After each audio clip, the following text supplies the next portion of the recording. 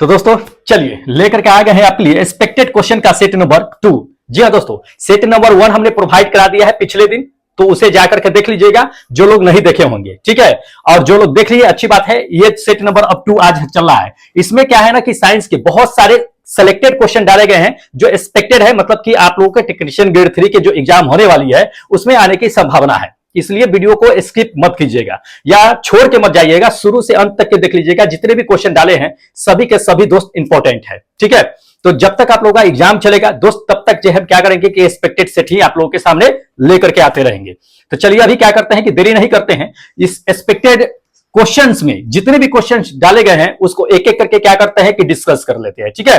देखिएगा question number first देख लीजिए। इसमें क्वेश्चन नंबर फर्स्ट में ये चीजें है कि ग्रेफाइट है, कार्बन है, हीरा है, ये सभी क्या है कि दोस्त कार्बन के ही अप्रूफ है। तो ये अप्रूफ को इसमें से सही शब्द कौन सा इस्तेमाल किया जाएगा ये हमें बताना है, ठीक है।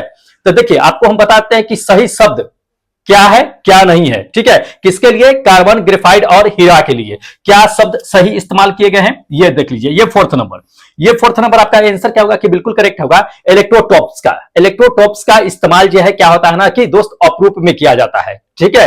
वो भी जान लीजिए कि इलेक्ट्रोटॉप्स का उपयोग, शब्द का जो यूज किया जाता है वो सिर्फ एलिमेंट्स यानी तत्व के लिए किया जाता है। यानी कि जो तत्व क्या होता है कि एक से अधिक रूपों में मौजूद होता है उसके लिए जो है ये इलेक्ट्रोटॉप्स का जो है यूज किया जाता है वर्ड का। ये ऐसा नहीं कि कंपाउंड के लिए, यौगिक के लिए यूज नहीं करेंगे, सिर्फ और सिर्फ किसके लिए करेंगे? तत्व के लिए। जैसे कि कार्बन का तत्व अप्रूव कौन कौन सा हो गया? कार्बन का अप्रूव जो है हीरा हो गया, ग्रेफाइट हो गया, फ्लोरीन हो गया, कार्बन हो गया, ये सभी क्या है कि कार्बन का ही अप्रूव है। तो उसके लिए जो है ये वर्ड जो है इस्तेमाल किया गया है, तो इसको ध्यान रखिएगा, इंपॉर्टेंट है। ऐसा नहीं कि यौगिक को मार दीजिएगा, यौगिक के लिए इस्तेमाल नहीं करते हैं। चलिए अगला क्वेश्चन देखिएगा। देख लीजिए अगला नंबर ये क्वेश्चन कहा जा रहा है कि एक मार्ग का संबंध जो है किससे है ये हमें जानना है। इन चारों ऑप्शनों में से देख करके बता दीजिए कि एक मार्ग का संबंध किससे है। देखिए आपको अगर पता है, अगर पढ़े होइएगा तो आराम से चुटकी बजा के मार दीजिएगा कि एक मार्ग का संबंध किससे है। एक मार्ग का संबंध जो है वो एग्रीकल्चर के फील्ड में किया जाता है। किसके? एग्रीकल्चर के फील्ड में। लेकिन एग्रीकल्चर के फील्ड में यहां दो ऑप्शन दिख रहे हैं, एक तो ये थर्ड नंबर, एक तो फोर्थ नंबर। आखिर किसमें किया जाएगा? देखिए एक मार्ग का जो उपयोग किया जाता है वो एग्रीकल्चर में किया जाता है। किस लिए किया जाता है दोस्त? जैसे कि एग्रीकल्चर है तो अच्छा गुणवत्ता वाला अगर कोई फसल होता है तो उसके लिए क्या किया जाता है कि एक मार्क का जो है टैग दिया जाता है। एक मार्क का टैग, एक मार्क दो वर्ड से बना हुआ है, देख लीजिएगा। एक तो एग है, एक तो मार्ग है। एग का मतलब होता है एग्रीकल्चर और मार्क का मतलब होता है सर्टिफिकेट। तो उसके लिए सर्टिफिकेट जो है प्रोवाइड कराई जाती है जहां अच्छा गुणवत्ता वाले फसल उगते हैं। तो दोस्त वो सम्मान मतलब दिया जाता है, एक तरह का सर्टिफिकेट दिया जाता है। ये थर्ड नंबर आपका आंसर क्या होगा कि बिल्कुल करेक्ट होगा, ठीक है। चलिए अगला क्वेश्चन आपको दिखाते हैं, देखिएगा। देख लीजिए दोस्त अगला नंबर ये क्वेश्चन कहा जा रहा है कि निम्नलिखित में से कहता है कि कौन सा सोना और चांदी का जो है प्राकृतिक रूप में पाए जाने वाला मिश्र धातु है। देखिए मिश्र धातु अभी तक के आप सुने होइएगा, जैसे कि तांबा हो गया या तांबा कहते हैं, पित्तल हो गया। तब पित्तल किसका? तांबा और जस्ता का जो है क्या होता है कि मिश्र धातु होता है। तो उसी तरह से जो है इसमें सोना और चांदी का मिश्र धातु जो है प्राकृतिक रूप में पाया जाता है। तो वो कौन सा मिश्र धातु है इसमें ये हमें जानना है जो प्राकृतिक रूप में पाया जाता है, सोना और चांदी का मिश्र धातु, ठीक है। तो देखिए सोना और चांदी का जो मिश्र धातु होता है जो प्राकृतिक रूप में ही पाया जाता है, हम लोग नहीं बनाते हैं उसे, वो जो पाया जाता है ये सेकंड नंबर आप देख रहे हैं इलेक्ट्रम। इलेक्ट्रम जो होता है दोस्त ये मिश्र धातु है इलेक्ट्रम, जो सोना और चांदी का मिश्रण होता है जो प्राकृतिक रूप में पाए जाते हैं, ठीक है। चलिए देख लीजिए अगला नंबर ये क्वेश्चन कहा जा रहा है कि निम्नलिखित में से कहता है कि कौन सा जो है कार्बन यौगिक तरल का जो है रॉकेट ईंधन में जो है इस्तेमाल किया जाता है, उपयोग किए जाते हैं। देखिए रॉकेट ईंधन में उपयोग जो किए जाते हैं हम लोग अच्छी तरह से जानते हैं कि क्रायोजेनिक जो है ईंधन का यूज किया जाता है। क्रायोजेनिक जो है इंजन भी होता है। तो क्रायोजेनिक में इंजन में क्या होता है ना कि वो जेट वाले जो इंजन होते हैं, विमान वाले जो होते हैं या क्रायोजेनिक रॉकेट वाले जो इंजन होते हैं उसमें क्रायोजेनिक ईंधन का इस्तेमाल करते हैं। जो क्या होता है कि 0 डिग्री सेल्सियस से भी नीचे क्या होता है कि उसमें ईंधन जो है फ्यूल्स जो है भर जाते हैं, उसी को हम लोग क्रायोजेनिक ईंधन कहते हैं। उसमें आखिर होता क्या क्या है ये जान लीजिए। तो क्रायोजेनिक ईंधन में अगर ऑप्शन में से अगर देखें तो दोस्त ये सेकेंड नंबर आपका आंसर करेक्ट होगा क्या? मीथेन। मीथेन भी क्या है कि क्रायोजेनिक ईंधन में से एक है। अब क्रायोजेनिक में ईंधन में से एक है कहने का मतलब कि और भी होंगे जो क्रायोजेनिक ईंधन में मौजूद होंगे, तो बिल्कुल है। एक तो मीथेन हो गया, एक तो हाइड्रोजन होता है, एक ऑक्सीजन होता है। ये तीनों क्या होता है कि 0 डिग्री सेल्सियस से नीचे क्रायोजेनिक इंजन जो होता है उसमें फ्यूल जो है इस्तेमाल किए जाते हैं। तो इसको ध्यान रखिएगा। कभी कभी ये भी कह देता है कि क्रायोजेनिक का मतलब क्या होता है। क्रायोजेनिक का मतलब होता है कि कम टेम्परेचर, 0 डिग्री से नीचे का टेम्परेचर क्रायोजेनिक होता है। ठीक है, तो इसको जो है इस्तेमाल किए जाते हैं। चलिए अगला नंबर देख लीजिए। अगला नंबर ये कह रहा है कि ट्रिटिकेल क्या है, ट्रिटिकेल, अच्छा ट्रिटिकेल है कि ट्रिटिकेल क्या है ना कि दुनिया का पहला जो है निर्मित फसल है जो डैश के संकरण से विकसित किया गया है। मतलब किसके मिलाने से जो है विकसित किया गया है, ट्रिटिकेल फसल जो है सो। ठीक है, तो देखिए ट्रिटिकेल जो है फसल जो है किसके मिलाने से बना है, दो फसलों को मिलाने से एक नए फसल बनाया गया है जो मानव के द्वारा निर्मित किया गया है। यह प्राकृतिक में अपने आप जो है उपज नहीं हुई है। ठीक है, यह मानव ने इसे क्रॉस प्रजनन करा करके इसे बनाया है एक नया पौधा जो ट्रिटिकल है। ठीक है, ट्रिटिकल जो है किसका है, ध्यान रखिएगा। ये सेकेंड नंबर आपका आंसर करेक्ट होगा, गेहूं और राई का। गेहूं और राई से मिलाकर के जो है ट्रिटिकल दुनिया का पहला मानव निर्मित जो है ये फसल बनाई गई थी। ठीक है, किसने बनाया था ये भी जान लीजिए। सबसे पहले इसको बनाया था जर्मनी ने।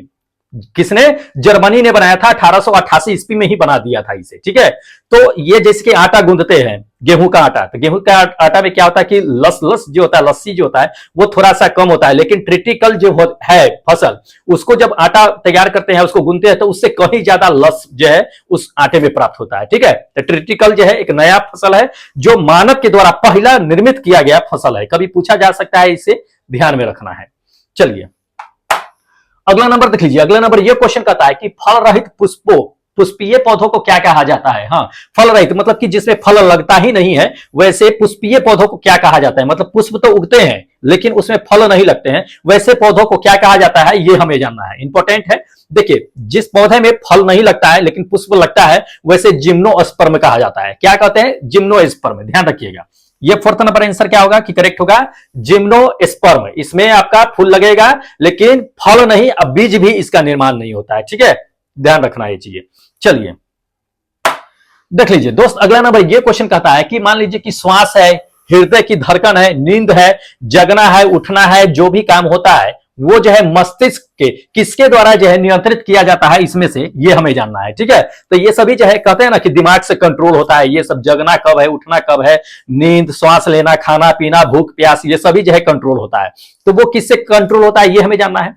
देखिए आपको करेक्ट आंसर बताते हैं दोस्त। ये थर्ड नंबर आपका आंसर करेक्ट होगा कि पश्च मस्तिष्क। क्या, पश्च मस्तिष्क, पीछे का जो मस्तिष्क होता है वही इसको कंट्रोल करता है सारी चीजें। अब ये चीजें जान लीजिए कि पीछे का जो मस्तिष्क होता है वो 3 चीजों से मिलकर के बना होता है। एक तो पहला जान लीजिए कि सेरिबेलम होता है उसमें, दूसरा नंबर मेडुला होता है, तीसरा नंबर पोन्स होता है। ये तीनों से मिलकर के क्या होता है कि पश्च मस्तिष्क का निर्माण होता है। ठीक है, तो इसको ध्यान में रखिएगा। इसलिए कहा जाता है कि पीछे नहीं मारने के लिए छोटा दिमाग होता है, सारा जो है इधर जो है क्रिया होता है सोने जगने उठने सारी चीजों का। ठीक है, तो इसलिए जो है पीछे नहीं मारने के लिए कहा जाता है। चलिए अगला नंबर देख लीजिए दोस्त। अगला नंबर ये कहता है कि शरीर की सबसे मजबूत मांसपेशी जो है कौन है, मैसेटर मांसपेशी है। ठीक है, क्या है, मैसेटर मांसपेशी है जो कहां स्थित होता है ये हमें बताना है। देखिए शरीर की सबसे मजबूत मांसपेशी जो होती है वो अपने जबड़े में स्थित होती है। कहां, जबड़े में पाई जाती है। उस मांसपेशी का नाम मैसेटर मांसपेशी ही है। तो कहां होगा, जबड़े में होगा, ध्यान रखना है। ये सेकेंड नंबर आपका आंसर क्या होगा कि बिल्कुल करेक्ट होगा कि जबड़े में। ठीक है, चलिए अगला दिखाते हैं क्वेश्चन।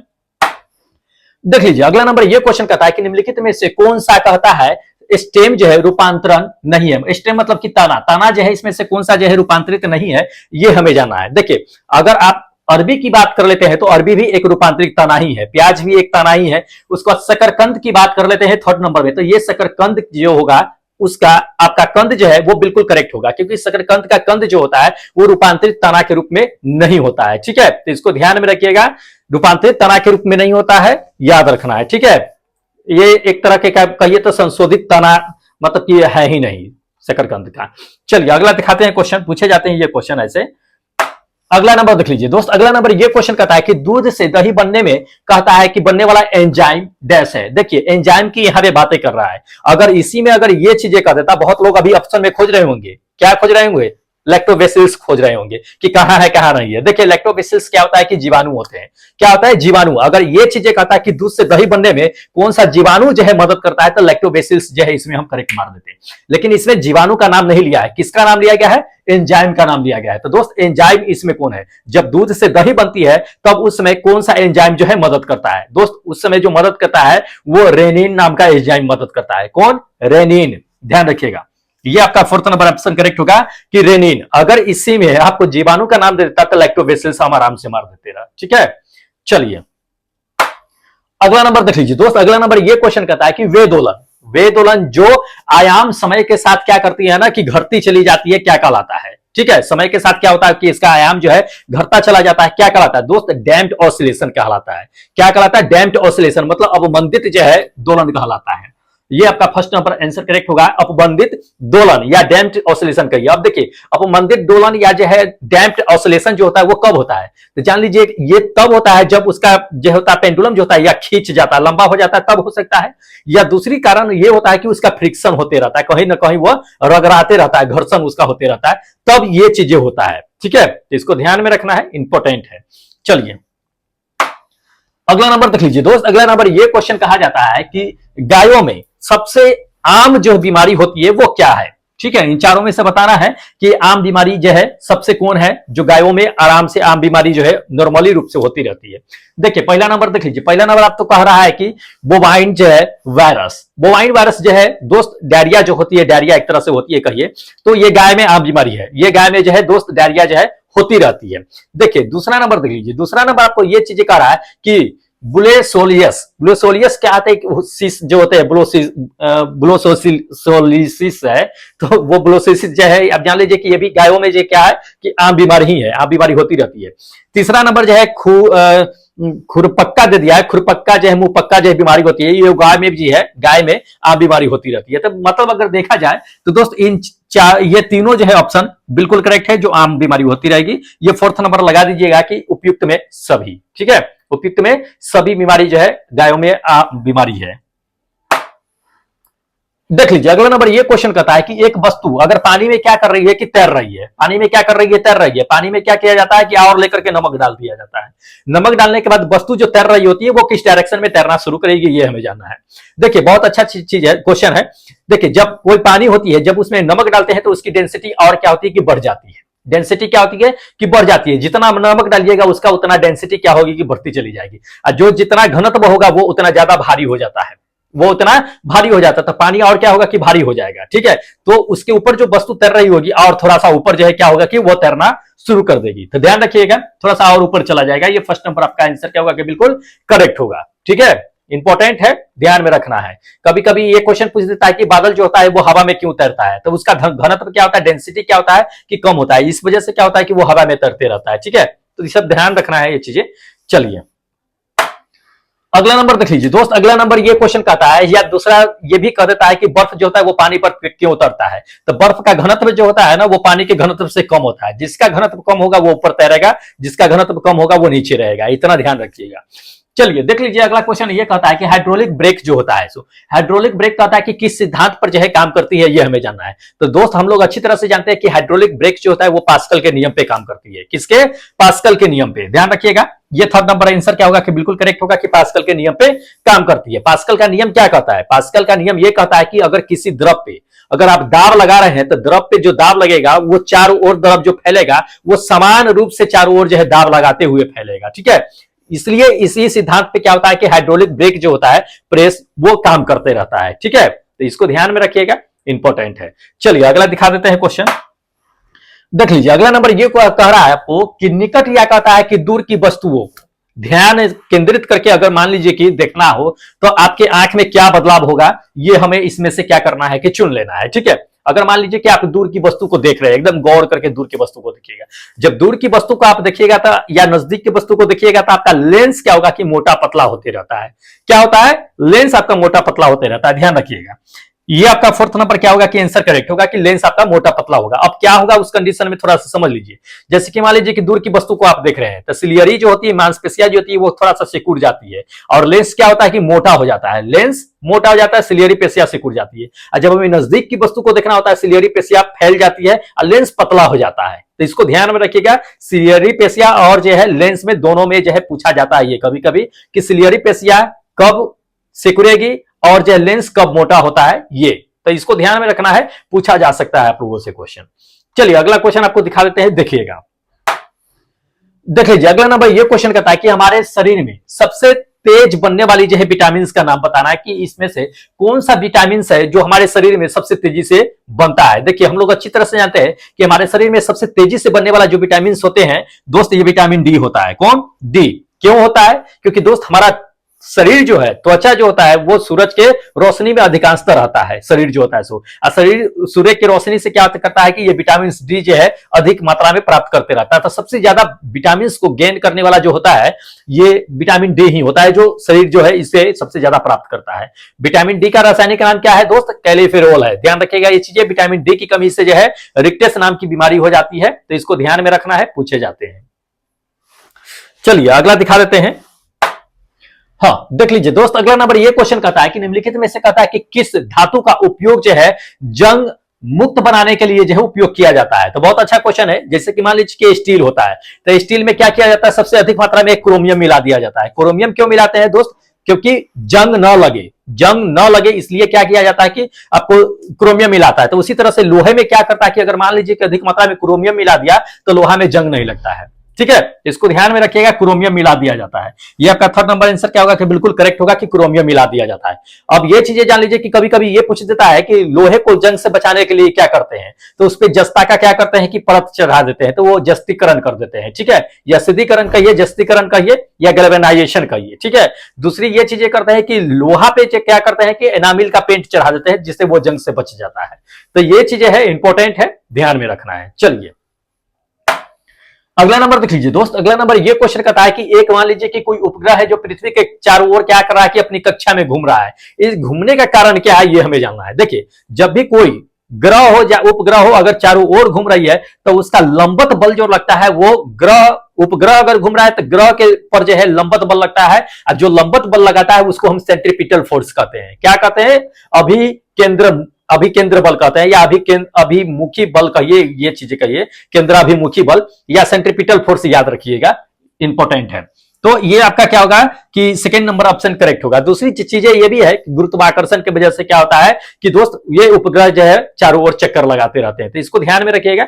गुरुत्वाकर्षण भी आपको ऑप्शन में दे सकता है तो उसको भी मार दीजिएगा, या सेंट्रीपिटल फोर्स देगा, सेंट्रीपिटल फोर्स मार दीजिएगा। ठीक है, चलिए अगला नंबर देख लीजिए। अगला नंबर ये क्वेश्चन कहा जा रहा है आपको कि पेंडुलम की समय अवधि क्या होती है। देखिए पेंडुलम की समय अवधि डिपेंड करती है उसकी लंबाई पे निर्भर करती है। किसके? उसके लंबाई पे निर्भर करती है। जैसे कि मान लीजिए कि ग्रीष्म काल होता है तो पेंडुलम की लंबाई बढ़ जाती है तो वो घड़ी क्या होती है? थोड़ी सी सुस्त हो जाती है। वही सर्दी में चल जाइए तो पेंडुलम थोड़ा सा सिकुड़ जाती है, सिकुड़ने के बाद उसका पेंडुलम जो है क्या होता है कि थोड़ा सा फास्ट काम करता है। तो उसके लंबाई पे डिपेंड करती है। ठीक है, ये आपका क्या होगा कि फर्स्ट नंबर आंसर बिल्कुल करेक्ट होगा कि पेंडुलम के लंबाई पे डिपेंड करेगा।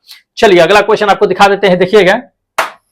देख लीजिए अगला नंबर ये क्वेश्चन कहता है कि दे दिया है कि मेलबोमियन जो है आपको कहता है ग्रंथि कहां पाई जाती है। तो मेलबोमियन ग्रंथि जो होता है वो आंखों में पाई जाती है। कहां पाई जाती है? आंखों में। ठीक है, आपको बताते हैं, ये आपका फोर्थ नंबर आंसर क्या होगा कि बिल्कुल करेक्ट होगा कि आंखों में पाई जाती है। अब आंख में कहां पाई जाती है ये थोड़ा सा जान लीजिए। जैसे कि पलक होता है ना, तो पलक के ऊपर और नीचे दोनों में क्या होता है कि मेलबोमियन नाम की ग्रंथि पाई जाती है। ये ग्रंथि का काम क्या होता है? ये ग्रंथि का काम होता है तेलीय पदार्थ को निकालना आंखों में। ठीक है, जिससे आंसू जो निकलते हैं तो उसको सूखने न देना, या आंखों की पानी को सूखने न देना, बाष्पीकृत होने से रोकना, ये होता है। ऊपर वाले पलक में अगर चल जाइएगा तो मेलबोमियन ग्रंथि की जो होती है संख्या लगभग मान लीजिए 30 से 40 होती है। अगर नीचे वाले पलक में आ जाते हैं तो मेलबोमियन ग्रंथि की जो है संख्या जो होती है वो 20 से 30 होती है। तो प्रत्येक पलक के आसपास में जो है मौजूद होता है, इसको ध्यान रखना है, ऊपर और नीचे दोनों जगह। ठीक है, मेन इसका काम होता है बाष्पीकृत जो आंख के पास पानी होता है उसको न होने देना, और इसको जो है चिकना बना करके रखना। ठीक है, देख लीजिए अगला नंबर ये देख लीजिए, अगला नंबर ये कह रहा है कि कृत्रिम वर्षा में कहता है कि निम्नलिखित में से किस पदार्थ का जो है यूज किया जाता है। कृत्रिम वर्षा यानी आर्टिफिशियल रेन जो कराते हैं इसको, तो हम लोग अच्छी तरह से जानते हैं कि सिल्वर आयोडाइड का इस्तेमाल करते हैं। किसका? सिल्वर आयोडाइड का। ये आपका क्या होगा कि थर्ड नंबर आंसर करेक्ट होगा। और सिल्वर ब्रोमाइड कभी कभी पूछ देता है, ध्यान रखिएगा। सिल्वर ब्रोमाइड तो वो फोटोग्राफी में हम लोग यूज करते हैं जो ब्लैक एंड व्हाइट फोटो होते हैं उसमें, ठीक है। तो या उसमें सोडियम थायोसल्फेट करके जो होता है ना उसका भी इस्तेमाल करते हैं। तो ये इसको ध्यान रखिएगा, सिल्वर ब्रोमाइड जो होता है इसका फोटोग्राफी में इस्तेमाल करते हैं। सिल्वर आयोडाइड का जो है क्या करते हैं कि आर्टिफिशियल रेन जो, या आप ये कहिए कि क्लाउड सीडिंग कहिए, क्लाउड सीडिंग यानी बादल का बीज कहिए, उसमें जो है इस्तेमाल किया जाता है, ठीक है। इसको एरोप्लेन से लेकर के ऊपर छिड़काव किया जाता है या रॉकेट से छिड़काव कर दिया जाता है। ये वैसे क्षेत्र में किया जाता है जहां पे बारिशें नहीं होती है, बारिश कराना बहुत जरूरी होता है, वैसे किया जाता है। हर देश में इसका अलाउ नहीं है, हर देश ये क्लाउड सीडिंग नहीं कर सकता है, ठीक है। बहुत सारे देशों पे ये बैन है, जैसे इंडिया में भी है। इंडिया में आप नहीं करवा सकते बिना परमिशन के, ठीक है। ऐसा नहीं कि जो भी किसान चाहे आ जाकर के इस क्लाउड सीडिंग करा दे, अपनी उपज कर ले, नहीं। अगर आवश्यकता से ज्यादा मात्रा में क्लाउड सीडिंग हो गया तो जान लीजिए कि उस क्षेत्र में बहुत बड़ा जो है आपका बाढ़ आ सकता है, ये चीज होगा, ठीक है। तो डूबने उबने का भी डर रहता है, काफी मात्रा में जो है बरसात हो जाता है। चलिए, क्षति होने का संभावना रहता है। हाँ, देख लीजिए अगला नंबर ये क्वेश्चन कहता है कि मान लीजिए कि एक आदमी जो यह नहीं जानता है कि उसे कितना खाना है, और खाना खाते जाता है लेकिन खाना बंद नहीं करता है, और उसे लगता है कि अभी भी मुझे भूख लगी हुई है, वो खाते चले जाता है। आप भी अपने आसपास में देखे होइएगा कि कुछ ना कुछ एक ना एक ऐसा आदमी आपको जरूर मिल जाएगा जो, अगर मान लीजिए कि कहीं निमंत्रित हो रहा है, आमंत्रित हो रहा है, तो वहां पे खाने के लिए जाएंगे तो बहुत सारे लोग खा करके चले जाएंगे, लेकिन वो बंदा जो है क्या करेगा कि बैठ करके खाता रहेगा, ठीक है। लेकिन कितना खाना है, नहीं खाना है, उसे ये पता नहीं होता है लिमिट। या कभी कभी होता है कि एक दूसरे से क्या होता है कि बेट लग जाता है कि हाँ भाई हम चलो ठीक है 100 रसगुल्ला खा जाएंगे, वो कहता है कि चलो ठीक है खा जाओ, 500 1000 देंगे। 100 खाने के बाद भी उसको पेट नहीं भरता है, उसको 100 और दे दीजिए और खा जाएगा। तो वैसे लोगों के पास क्या होता है कि बीमारी होती है। कौन सा बीमारी होती है? बुलिमिया बीमारी होती है। कौन सा? बुलिमिया, ध्यान रखिएगा। ये फर्स्ट नंबर, अगर आस पास में आपके अगर ऐसे आदमी है तो समझ जाइएगा कि बुलिमिया नाम का बीमारी है उसे। तो वह व्यक्ति, उसे पता ही नहीं चलता है कि हमें कितना खाना है कितना नहीं। तो एक लिमिट में खाइए, क्योंकि आपके शरीर में क्या होता है ना दोस्त कि हाइड्रोक्लोरिक अम्ल जो होता है एक लिमिट में क्या होता है कि स्त्रावित होते रहता है, एक लिमिट में होता है। मान लीजिए कि 1 केजी खाते हैं तो 1 केजी जो है खाना पचाने के लिए जो है क्या होता है कि एंजाइम, पाचन एंजाइम जो है आपको स्त्रावित होते रहेगा, उसको पचाएगा। और वही 5 किलो खा लीजिए तो क्या वो 5 केजी का स्त्रावित करेगा? नहीं करेगा, 1 केजी का करेगा। फिर क्या होगा कि वो खाना पचेगा नहीं, फिर वोमिटिंग होगा, बहुत सारे जो है दिक्कतें आनी शुरू हो जाएगी। तो ये चीज होता है, बुलिमिया नाम का बीमारी होता है जो व्यक्ति ज्यादा खाना खाते रहते हैं।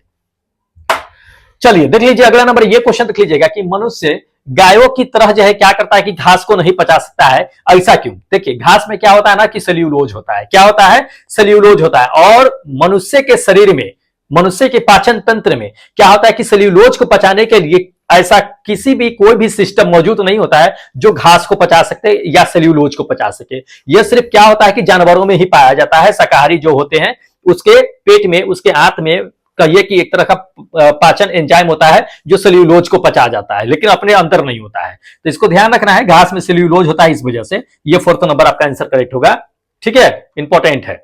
चलिए अगला क्वेश्चन आपको दिखा देते हैं, देख लीजिए अगला नंबर ये क्वेश्चन कहता है कि वायुमंडल में बैगनी पराबैंगनी किरणें को क्या करते हैं कि किसके द्वारा देखी जा सकती है, ये हमें बताना है। तो इन चारों ऑप्शनों को देख लीजिए, बता दीजिए कि पराबैंगनी किरणों को इसमें से किसके सहारे हम देख सकते हैं।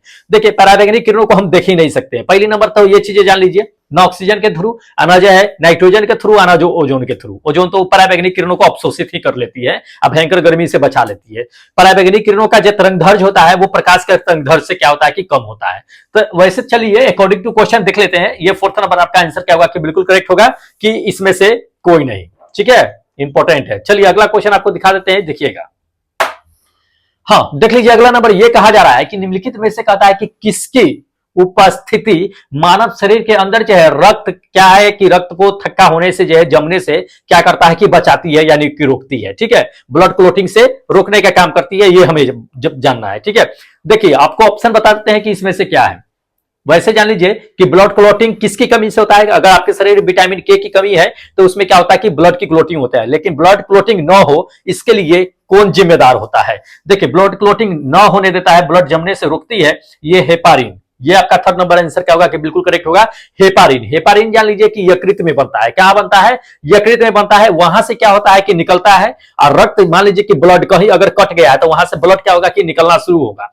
तो ये हेपारिन क्या करता है ना कि अपने शरीर में एक क्या होता है कि एंटीथ्रोबिन 3 होता है, एंटीथ्रोबिन 3 होता है, उसको जाके कहता है उठो उठो। क्या है कि रक्त बह रहा है, उसको क्या करना है कि जमने नहीं देना है। वो तुरंत एक्टिव हो जाता है, जाकर के उसको क्या करता है कि रोकता है कि नहीं तुमको जमने नहीं देंगे। अब विटामिन के की कमी रहती है वहां पे, तो वो जमना चाहता है लेकिन एंटीथ्रोबिन को एक्टिव कर देता है हेपारिन, जिसकी वजह से उसको क्या करता है कि वो जमने नहीं देता है। तो इसको ध्यान में रखिएगा, इंपॉर्टेंट है। ठीक है, चलिए अगला नंबर देख लीजिए। अगला नंबर ये क्वेश्चन कहता है कि गोल्डन चावल जो होता है उसमें निम्नलिखित में से किसकी समृद्ध स्रोत होती है, ये हमें बताना है। मतलब सबसे अधिक मात्रा में इसमें क्या पाया जाता है गोल्डन चावल में, ये हमें जानना है। देखिए गोल्डन चावल जो होती है, गोल्डन चावल में आपका सबसे समृद्ध जो विटामिन होते हैं वो विटामिन ए होते हैं। क्या? ये फर्स्ट नंबर आपका आंसर करेक्ट होगा कि विटामिन ए में गोल्डन चावल में विटामिन ए का भरपूर जो है स्रोत पाया जाता है। क्या होता है ना कि गोल्डन चावल में बीटा कैरोटीन नामक क्या होता है कि उसमें प्रोटीन्स पाए जाते हैं। ठीक है, तो जिसकी वजह से क्या होता है कि गोल्डन चावल में विटामिन ए का बहुत बड़ा स्रोत उसमें आपको देखने के लिए मिलेगा। ये चावल जो विकसित किया गया था ये स्वीडन में किया गया था। ठीक है, तो इसको ध्यान में रखिएगा, इंपॉर्टेंट है। चलिए अगला क्वेश्चन आपको दिखा देते हैं, देखिएगा। हाँ देख लीजिए, अगला नंबर ये क्वेश्चन करता है कि निम्नलिखित में से किस धातु को भविष्य का जो है धातु कहा जाता है, ये हमें जानना है। देखिए फ्यूचर का मेटल कौन है, मेटल ऑफ फ्यूचर कौन है जिसे भविष्य का जो है धातु कहा जाता है, तो टाइटेनियम है। कौन है? टाइटेनियम। ये आपका जो है फोर्थ नंबर आंसर करेक्ट होगा। जैसे कि मान लीजिए कि अभी क्या है कि अभी प्रचलन जो है तांबा का है, सोना का है, चांदी का है, लेकिन इसके प्रचलन जो है खत्म होने के बाद किसका फ्यूचर आने वाला है दोस्त? प्लाटिनम का आने वाला है। ध्यान रखिएगा, किसका? प्लाटिनम कहते हैं, टाइटेनियम ना है, टाइटेनियम। प्लाटिनम छोड़िए, प्लाटिनम नहीं, टाइटेनियम है। ठीक है, तो ये टाइटेनियम का दोस्त जान लीजिए कि फ्यूचर का जो है धातु कहा जाता है। तो इंपॉर्टेंट है, ये भी क्वेश्चन पूछे जाते हैं। चलिए अगला नंबर देख लीजिए। अगला नंबर ये कहता है कि नाको एक संगठन है। क्या है कि नाको एक संगठन है जो निम्नलिखित में से किससे संबंधित है, ये हमें बताना। देखिए नाको का मतलब क्या होता है? नेशनल एड्स कॉर्पोरेशन ऑर्गेनाइजेशन होता है। ठीक है, कंट्रोल ऑर्गेनाइजेशन होता है, तो इसको ध्यान में रखिएगा, नेशनल एड्स कंट्रोल ऑर्गेनाइजेशन। तो ये एड्स से संबंधित है। किससे? एड्स से। ये आपका क्या होगा कि थर्ड नंबर आंसर करेक्ट होगा कि एड्स से संबंधित है नाको। नाको जो है सो अब इसका काम क्या होता है, तो देखिए अपने भारत में या पूरे दुनिया भर में यह संगठन क्या करती है कि काम करती है, और एड्स को कंट्रोल करने के लिए, नियंत्रण करने के लिए जो है क्या करती है कि घूम घूम करके चारों ओर यह संगठन इंडिया भर में क्या करती है, पूरे इंडिया में यह प्रचार करती है कि एड्स को कंट्रोल कैसे किया जाए। ठीक है, तो ये एक संगठन है जो राष्ट्रीय तौर पर जो है काम करती है। ठीक है, चलिए अगला देख लीजिए दोस्त। अगला नंबर ये क्वेश्चन कहा जा रहा है कि कपड़ों पर मान लीजिए कि किसी तरह का आपको जंग लग गया या दाग लग गया है, तो उस दाग को छुड़ाने के लिए निम्नलिखित में से किसका उपयोग करेंगे? हम लोग पिछले क्लास में ही पढ़े थे कि ऑक्जेलिक एसिड का करते हैं। किसका? ऑक्जेलिक एसिड का। ये थर्ड नंबर आपका आंसर करेक्ट होगा कि ऑक्जेलिक एसिड का करते हैं। ऑक्जेलिक एसिड जो है कहां पाई जाती है, तो आपको बता दिए हैं कि टमाटर में भरपूर पाई जाती है, या जितने भी फलदार पौधे होते हैं या फल वाले जो होते हैं सभी के फल में क्या होता है कि ऑक्जेलिक एसिड मौजूद होते हैं। ठीक है, चलिए अगला दिखाते हैं क्वेश्चन। हाँ देख लीजिए दोस्त, अगला नंबर ये क्वेश्चन कह रहा है कि मेघनाथ साहा जो है निम्नलिखित में से किससे संबंधित है, ये हमें जानना है। ठीक है, ये इसमें से किसका योगदान था मेघनाथ साहा साहब को, ये हमें जानना। देखिए मेघनाथ साहा जो है वो भौतिक के क्षेत्र से संबंधित है। किससे? भौतिक क्षेत्र से संबंधित है। ये सेकेंड नंबर आपका आंसर क्या होगा कि बिल्कुल करेक्ट होगा कि भौतिक क्षेत्र से संबंधित रखते हैं मेघनाथ साहा। चलिए अच्छा, चलिए दोस्तों इतना क्वेश्चन जो है एक्सपेक्टेड क्वेश्चन हम लेकर के आए थे इस सेट में, आपने देख लिया दोस्त। इसका स्क्रीनशॉट ले लीजिएगा। अगर इस सबका पीडीएफ चाहिए तो दोस्त टेलीग्राम से ज्वाइन हो जाइएगा। टेलीग्राम का लिंक जो है डिस्क्रिप्शन बॉक्स में दिया हुआ है। ठीक है, तो फटाफट जाइए और टेलीग्राम से ज्वाइन हो जाइएगा। कल तक इसका जो है पीडीएफ आपको सेंड कर दिया जाएगा। और जो लोग चैनल सब्सक्राइब नहीं किए हैं दोस्त, फटाफट चैनल सब्सक्राइब कर लीजिए, क्योंकि जो भी सेट आएगी आपके लिए काफी बेनिफिट होगी। एग्जाम जो आप देंगे टेक्नीशियन ग्रेड 3 की, उसमें काफी आपको मदद करेगा। ठीक है, इससे से रिलेटेड आएंगे, जो जैसे आपको हम समझा रहे हैं अदर फील्ड से भी उस तरह से क्वेश्चन आएंगे, आराम से आप टिक मार दीजिएगा। ठीक है, तो अभी तक सेट चलेगा जब तक आप लोगों का एग्जाम न हो जाता है पूरा कंप्लीटली। 30 तक के जो है एक्सपेक्टेड सेट चलता रहेगा। ठीक है, तो चलिए अब हमें इजाजत दीजिए, फिर मिलेंगे एक नए वीडियो एक नए सेट के साथ। तब तक जय हिंद दोस्तों।